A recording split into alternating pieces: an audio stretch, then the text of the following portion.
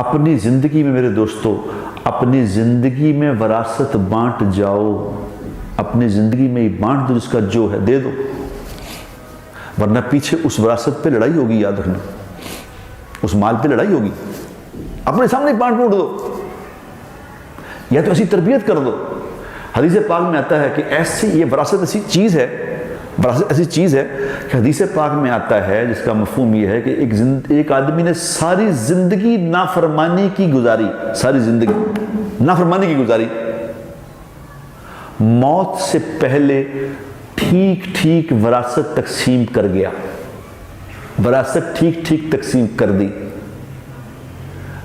अगर अपनी ज़िंदगी में वरासत तकसीम करनी है तो बेटियों का हिस्सा उतना ही है जितना बेटे का, एक बराबर। मौत के बाद उनका आधा हो जाएगा। अपने सामने दे दो, पूरा पूरा दे जाओ, तो अल्लाह के नबी ने फरमाया, इसका मफहूम यह है कि अल्लाह इसके सारे गुनाह माफ़ कर देगा, सही वरासत तकसीम करने पे। अल्लाह को सामने रख के ज़िंदगी गुजारो मेरे दोस्तों।